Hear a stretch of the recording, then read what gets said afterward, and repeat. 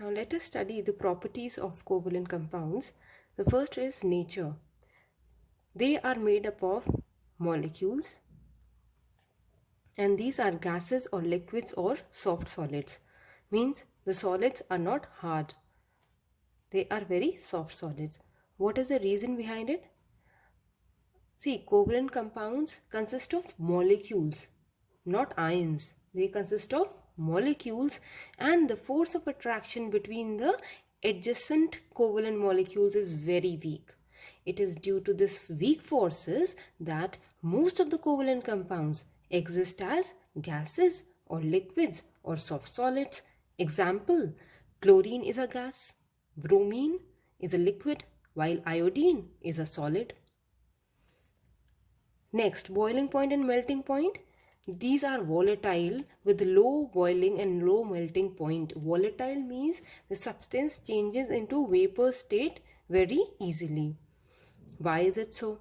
Because we know the covalent compounds, they are made up of the molecules and they have very weak forces of attraction between the molecules. Thus, very less amount of energy is required to break the force of the bonding between the molecules. Hence, they have low boiling and low melting points. Now, third is electrical conductivity nature. These are non-conductors of electricity in solid, molten or in aqueous state. Why is it so? See, covalent compounds, they are made up of molecules and they are bad conductors of electricity because they do not have the charged particles. They don't have the ions or electrons to carry the current. Hence, they are bad conductors of electricity. But if you talk about the polar covalent molecules like hydrogen chloride molecule, water, etc., they ionize in water. They form ions and their solutions will going to conduct the electricity. Let us discuss the fourth property, that is ionization in solution and dissociation of the molecules. Now, what is the difference between ionization and dissociation? See, ionization is a process of converting the polar covalent molecules into ions when dissolved in water. So, the polar covalent compounds, as they possess the charged particles or they have the ions in them, they will ionize in their solutions. They will going to form ions with water and they will help in the conduction of the electric current. For example, HCl. HCl is a polar covalent molecule. When dissolved in water, they will form hydronium ion and chloride ion, and these ions will help in the conduction of the electric current. So, polar covalent molecules, they ionize in water and conduct the electric current. But what about the non-polar covalent molecules? See, non-polar covalent molecules, they are containing the molecules. They don't have the charged particles. They do not have the ions. Hence, they will not going to conduct the electric current and they will not ionize. Means they will not form the ions. Now, dissociation. See, dissociation is the process of separation of ions which are present in the ionic compounds, electrovalent compounds. So, dissociation of the molecules into ions does not take place in the covalent molecules. In the case of the covalent molecules, there are molecules in them. So, dissociation will not going to take place. These molecules will not going to change into the ions. Hence, we can say dissociation of the molecules will not occur in the covalent molecules. Covalent compounds do not have ions, so they do not dissociate. Covalent compounds are poor conductors of heat. Now let us discuss the fifth property, that is solubility. Covalent compounds are insoluble in water but dissolve in organic solvents. So what is the difference over here? The water is a polar covalent compound, means it has charges, positive and negative. But organic solvents, they are non-polar in nature. They don't have ions in them. Covalent compounds are made up of molecules. Hence, they are not soluble in water because water is polar in nature. But organic solvents like carbon tetrachloride, benzene, alcohol are non-polar in nature. They don't have ions.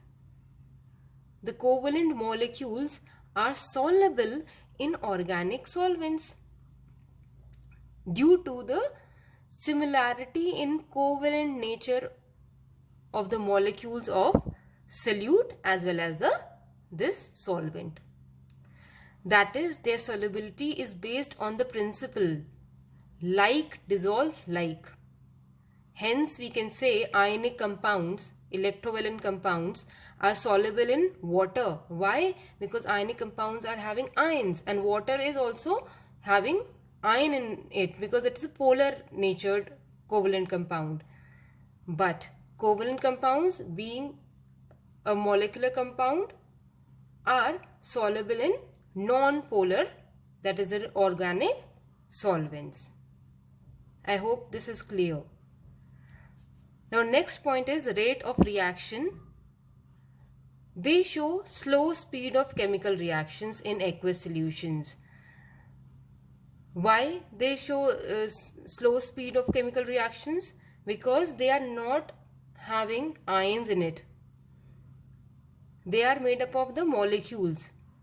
In a covalent molecules, old bonds are broken and new bonds are formed.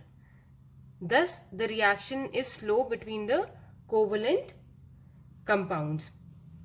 See, covalent compounds, they undergo the molecular reactions. They are not undergoing the ionic reactions. Now, in this molecular reactions, the molecule as a whole will change. Since there are no strong electrical forces to speed up the reaction between the molecules, because we know the forces are very weak between the molecules. So these reactions are very slow. Students, now let's quickly recall few properties of ionic compound and covalent compounds. Question 1 is, if a compound has high melting point and high boiling point, then it will be ionic compound.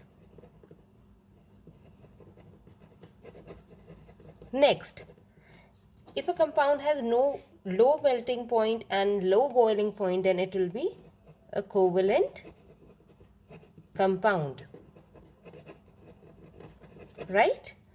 Next, if a compound is soluble in water but insoluble in organic solvents, water is a dipole covalent molecule, so it is soluble in it, so it will be ionic compound.